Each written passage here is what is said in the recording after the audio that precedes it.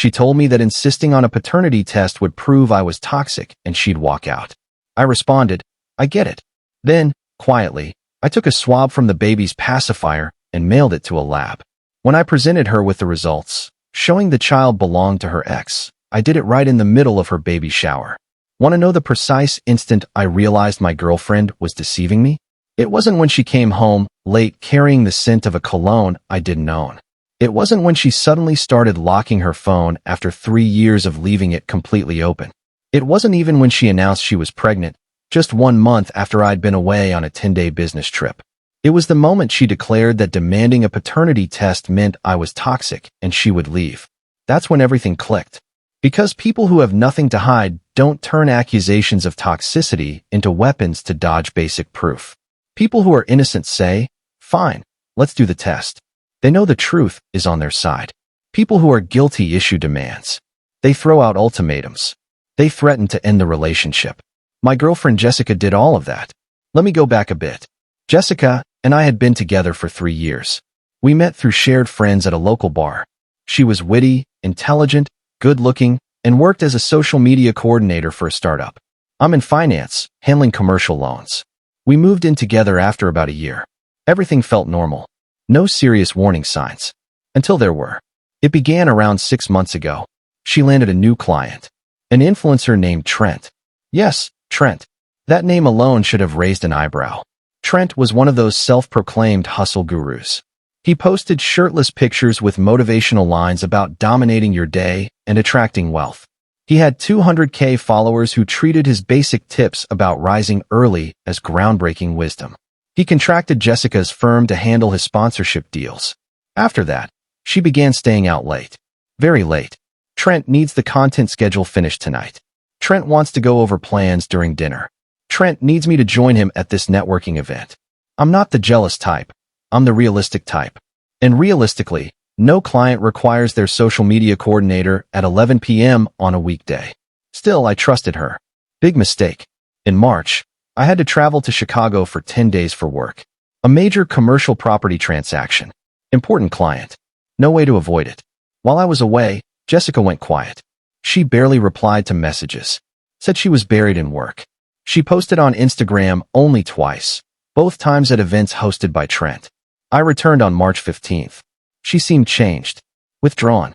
She picked fights over small things. Accused me of being emotionally distant and not making the relationship a priority. Typical deflection. Then on April 14th, she sat me down. Said there was something important to share. She was expecting. I ran the numbers in my head right away. I'd been gone from March 5th to 15th. If conception happened during my absence, that meant.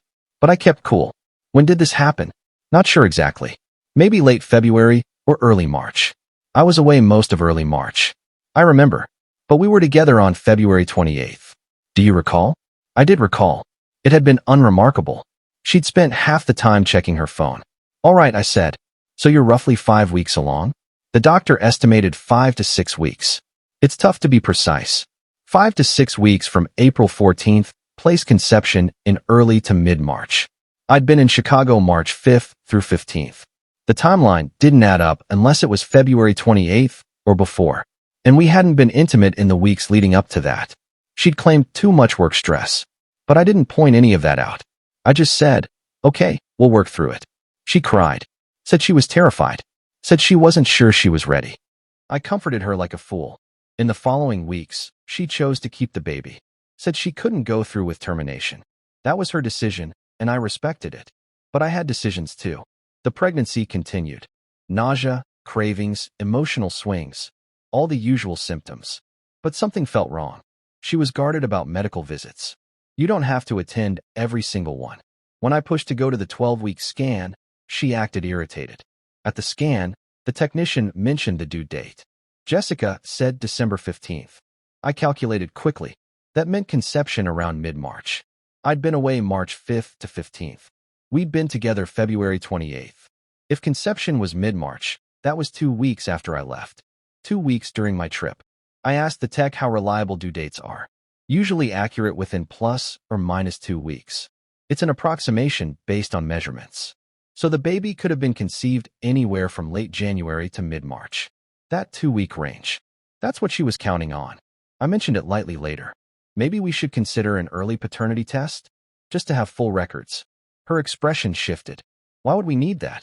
It's common procedure. Good to keep medical files complete. Are you suggesting you think it isn't yours? I'm not suggesting anything. I'm saying it's sensible to document. That's messed up. You don't trust me. It's not about trust. It's about being responsible. No, it is about trust. If you trusted me, you wouldn't ask for a test. If you're certain, a test shouldn't bother you. That's when she delivered the line. If you insist on a paternity test, you're toxic, and I'm out. Just like that. An ultimatum. No room for discussion.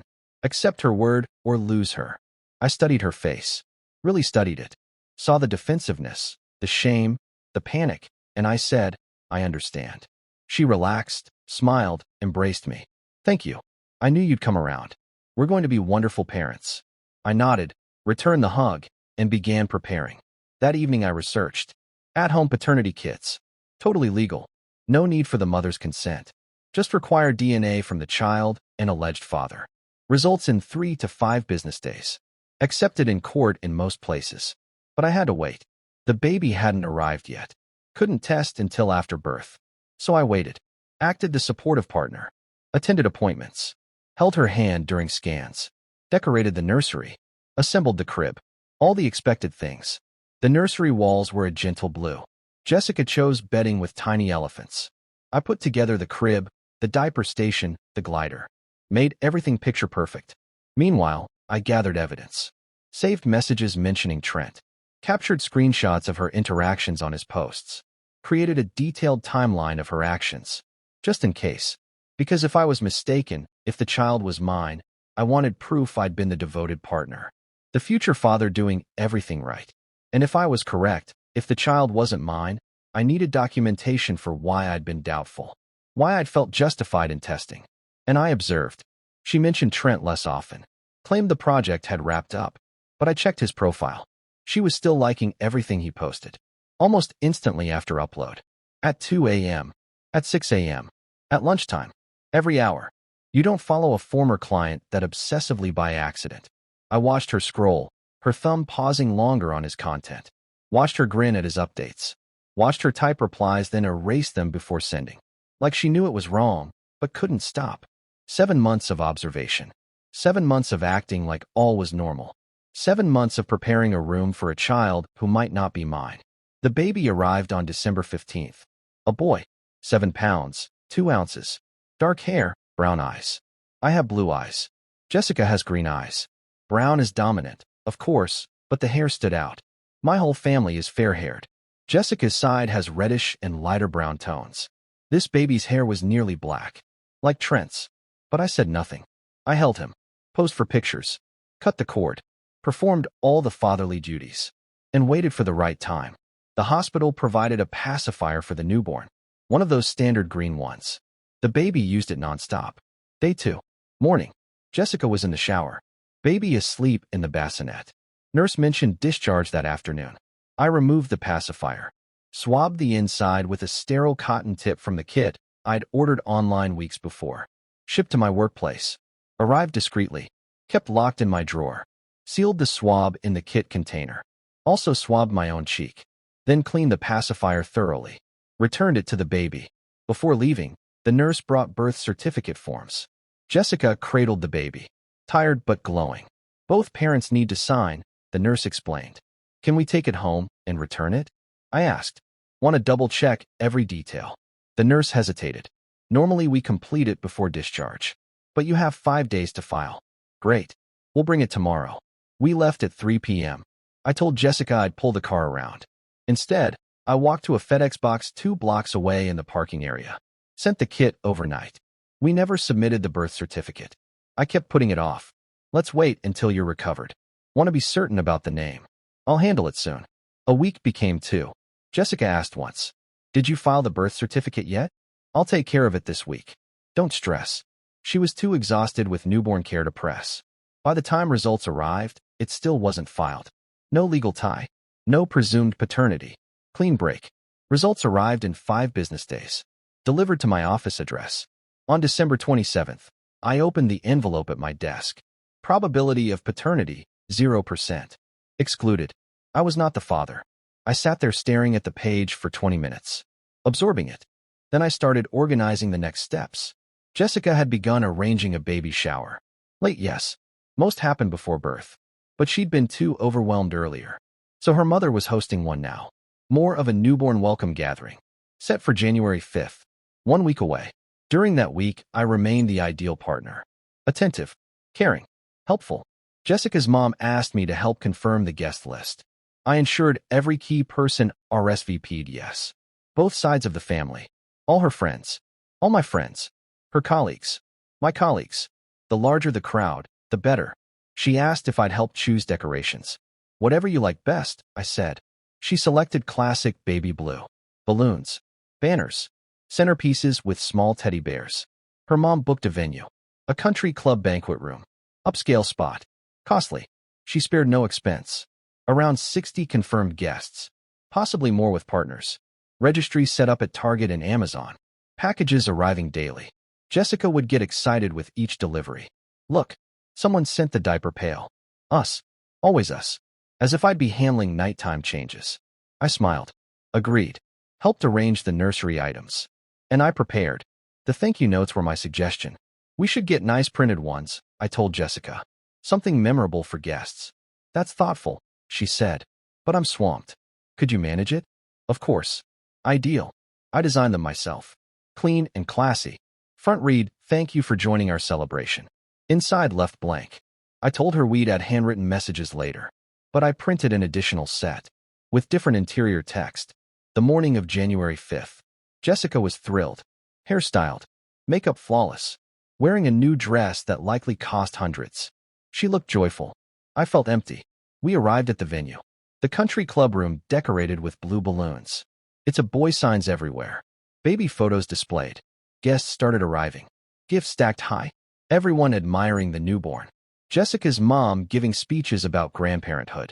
My mother holding the baby, tears in her eyes. I observed everything. Biding my time. The event had a timeline. Noon, arrivals and socializing. 1 p.m., lunch. 2 p.m., games. 3 p.m., gift opening. 4 p.m., cake and goodbyes. At 2:45 p.m., during games, I stepped out. Went to my car. Retrieved the envelope. The test results and the stack of alternate thank you cards. Returned inside. At 3 p.m., Jessica's mom announced gift opening. Jessica took the special seat. Baby in a bassinet beside her. Everyone circled around. She unwrapped presents. Blankets. Outfits. Toys. Books. Typical baby items. Applause after each. Photos snapping. I waited until nearly the end. Then I rose. Before we wrap up, I said, I have something to share. Jessica glanced at me. Smiled. Honey, you didn't need to get anything extra. I didn't. This is just information everyone here should know. Her smile wavered. What do you mean? I held up the envelope. When our son was born, I did what any responsible father should. I ensured all medical records were accurate and complete. Her color drained. So I arranged a paternity test. The room fell silent. Jessica stood. What are you saying? I'm saying this. I removed the results. Held them high. DNA paternity analysis. Lab received December 18th. Results issued December 27th. You ran a paternity test behind my back? I did. Care to hear the outcome? This is crazy. You're humiliating me in front of everybody. I'm humiliating you? Curious choice of words. I scanned the room. Everyone here gathered to celebrate the arrival of our son. My son.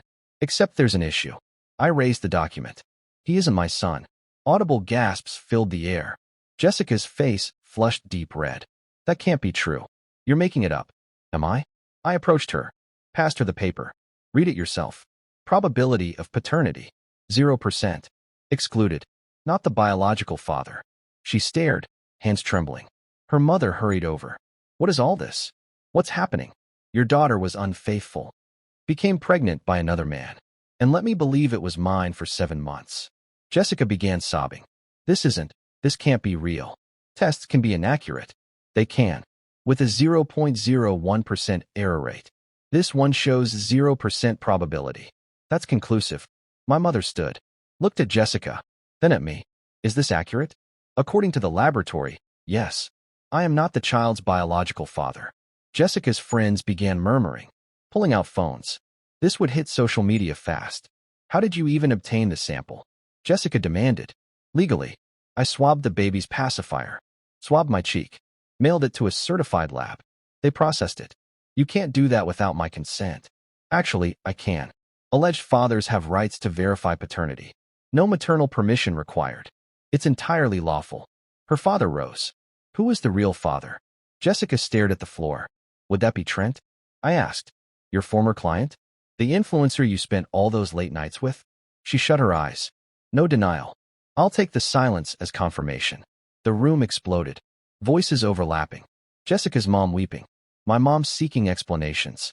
Friends recording on phones. I removed the stack of cards. The special thank you cards. I took the initiative to prepare these for everyone. I began distributing them. Since you all came to celebrate, guests open them. Read the interior. Inside, I'd printed. Thank you for attending what we believed was a happy event. Regrettably, DNA testing has shown this child is not biologically mine. Jessica was unfaithful. The father is another individual. I will not assume financial or emotional responsibility for this child. Any gifts meant for me should be returned. I regret the deception, though it was not my own. Followed by a printed copy of the test results. Smaller font, but readable. People stared at the cards. Looked at Jessica. Looked at me. You're a complete psycho, Jessica hissed. I'm a man who was betrayed and chose not to raise another man's child. If that labels me a psycho, fine. I turned to my mother. We're going. She nodded. Placed the baby back in the bassinet. Join me. I glanced at Jessica once more. For the record, when you said insisting on a paternity test made me toxic and you'd leave, you were correct on one point. I am toxic. To liars and betrayers. Then I exited. My mother followed. So did my father. So did my brother. My friends. Half the guests left with us. Jessica remained standing, tears streaming, holding the baby, surrounded by her family and friends who now knew everything. Outside, my mom embraced me. I'm so sorry. Don't be. I'm relieved I learned the truth. What will you do now? Legally? Nothing. He isn't mine. I'm not listed on the birth certificate. I delayed signing until paperwork was complete, which I kept postponing. No legal responsibility. Financially? I covered nothing. She insisted on handling baby expenses independently, so everything is under her name. The apartment lease is solely mine. She's not on it. She'll need new housing. You plan this carefully. When someone warns they'll leave if you seek proof, you better believe I planned carefully. The following week was chaotic. Jessica called repeatedly. I blocked the number. She texted. Blocked. She emailed. Straight to junk. Her mother phoned. You publicly shamed her. You're awful. She was unfaithful and tried to saddle me with another man's child. But I'm the awful one. You did this in front of everyone. She deceived me privately for 7 months. I thought public revelation was balanced. Her father tried another tactic. I understand you're hurt. But this impacts the baby. He's blameless. You're right. He is blameless. And his actual father should provide for him. That father is Trent, not me. Trent isn't aware. Then Jessica needs to inform him. Not my concern. Her friends went online. Posted about me. Labeled me every insult possible. Toxic. Controlling. Heartless. Manipulative. One friend, Melissa, wrote a long thread on X. Men who request paternity tests are insecure and domineering. If you truly loved her, you'd trust her. This guy ambushed my friend at her celebration because he's a narcissist craving attention. It gained 50K likes. Comments piling on. Men are garbage. This is why women can't trust men. Paternity tests should need both parents' approval. Another friend posted on Instagram. My best friend Jessica is suffering because her controlling ex couldn't handle her independence. He staged a public attack to shame her. This is emotional abuse. It spread to Facebook. Then TikTok. Someone created a video. Storytime. Guy destroys baby shower with bogus paternity claim. For about 2 days, I was the internet's public enemy. Then my friends countered. Shared screenshots of Jessica's messages with Trent that I discovered on her laptop. Can't wait for tonight. Last night was incredible. You're always on my mind. Timeline proving I was in Chicago during likely conception. Photos of Trent and Jessica at his events. Too close, his arm around her waist. Her gazing at him the way she once gazed at me. And the full paternity report. High resolution. Lab details visible. Dates clear. Results unmistakable. Within a day, the tide turned. Wait, he had actual evidence.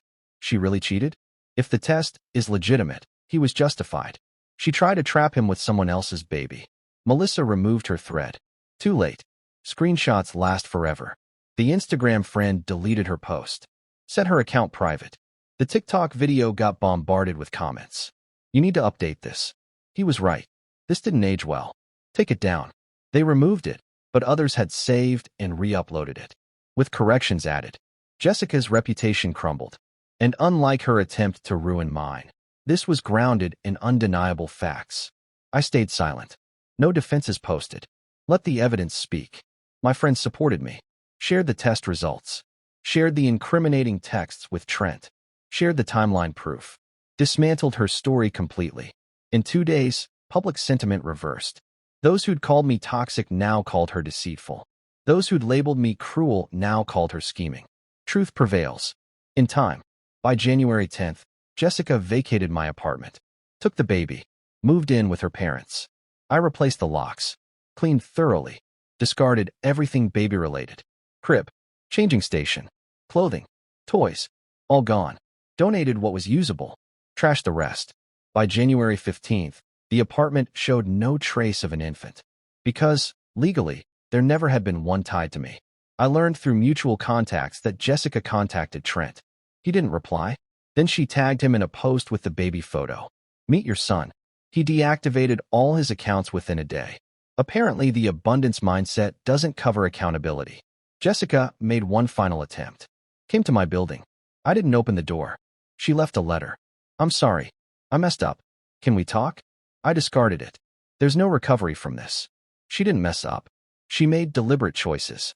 Choices to be unfaithful. Choices to deceive. Choices to pressure me into accepting a child not mine. And when I sought verification, she branded me toxic. That's not an error. That's who she is. February arrived. Word reached me that Jessica was struggling. Single parent. Unemployed. She'd been part-time remote and was let go for poor performance, likely distracted by motherhood. Living with parents. Trying to force Trent to acknowledge the child. He continued ignoring her. Did I pity her? No. Did the baby cross my mind? Occasionally. But he wasn't my duty. His real father should step up. If Trent refuses, that's their issue. I'm not the bad guy for declining to raise another man's offspring. I'm not heartless for revealing the facts. I'm not toxic for needing confirmation when things didn't add up. I'm simply a man who listened to his instincts when his girlfriend said, asking for proof makes you toxic. If something seems wrong, it usually is. If someone threatens to leave over basic questions, they're concealing something. If someone uses modern psychology terms to silence you, they're controlling you. Trust isn't unconditional. Trust must be earned. And when trust shatters, proof isn't toxic. Proof is essential. That's my experience. Woman cheated. Became pregnant. Attempted to saddle me with another man's child. Labeled me toxic for seeking evidence. I obtained evidence quietly. Revealed it at the baby shower. Left her to face the fallout. Some say I went overboard. Should have confronted her privately. Handled it more gently. To them I say, she had 7 months to confess. Multiple chances when I raised the paternity topic. She lied each time. She doubled down. She called me toxic for safeguarding myself. I merely chose the timing and setting to disclose what I knew. And I selected a place where everyone deceived could learn simultaneously. Was it fair? Perhaps not. Was it gratifying? Completely. Would I repeat it? Without hesitation. It's January now. I'm seeing people again. Moving slowly. Not jumping in. I've learned to heed warning signs. And if anyone ever says requesting proof means you're toxic, I'm gone. Instantly. Because that statement alone is proof. Proof they're hiding something. Proof they believe I'm gullible enough for their games. Proof they aren't worth my effort. Jessica can parent Trent's son. Trent can continue avoiding duty. Her friends can keep ranting about how awful I am. I'll be here. Living freely. Free from deception.